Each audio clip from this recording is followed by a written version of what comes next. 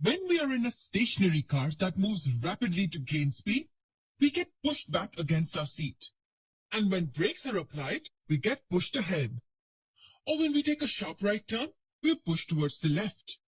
These are all situations where we are accelerating. We have all experienced this, whether in a car or a bus or while riding a motorbike.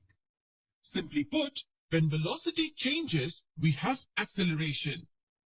I still haven't defined what acceleration is. I just told you that when velocity changes, there will be acceleration. Okay, let me give you two examples. In the first one, a car is traveling in a straight line at a constant speed of 80 kilometers an hour. And in the second one, a plane is traveling in a straight line at a constant speed of 1000 kilometers an hour. In which case do you think acceleration is involved?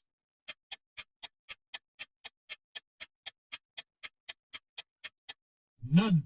In both cases, the velocity is not changing at all.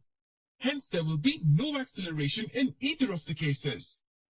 Most people relate acceleration to high speed, and that's clearly not true.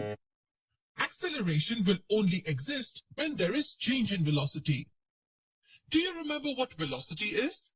It's speed with direction, and it's hence a vector quantity.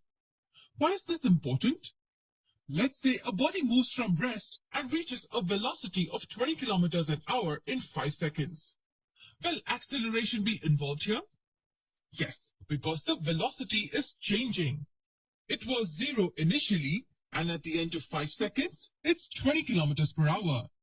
In another scenario, assume that a body is moving at 30 kilometers an hour, and then it moves right at 30 kilometers an hour, and continues traveling at the same speed of 30 kilometers per hour. Will there be acceleration in this case?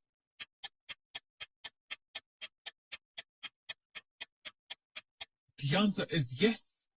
As the direction is changing, the velocity will also change. The only thing constant in this example is speed, but the velocity changes as the direction changes. So this was the most important concept you had to know about acceleration. It will exist only when there is a change in velocity. But how is acceleration calculated? Acceleration is defined as the rate of change of velocity. In terms of a formula, acceleration can be written as change in velocity over the time taken. If the velocity of an object changes from an initial value of u to the final value of v in time t, then the acceleration a can be written as v minus u over t. Say this object is at rest initially at point A. It then travels to the right and attains a velocity of 10 meters per second in 5 seconds. What will be the acceleration here at point B? We can look at the formula to get the answer. The initial velocity u is 0 meters per second as the object is stationary. The final velocity v is 10 meters per second and the time taken t is 5 seconds.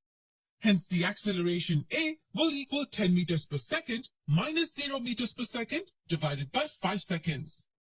So this will equal 10 meters per second divided by 5 seconds. 10 divided by 5 is 2. Wait, hold on. What will be the units of acceleration? We should get a hint by looking at this. The units of acceleration will be meters per second, because it's the change in velocity over the time taken. As this is meters per second, we can carry this second to the denominator, and what we will get is meters per second squared. This one is more intuitive, but this one is a bit neater, I would say. So the acceleration in this case will be 2 meters per second squared. And acceleration is also a vector quantity. Here, acceleration and velocity are in the same direction. There are many more important concepts about acceleration which we will cover in the coming videos.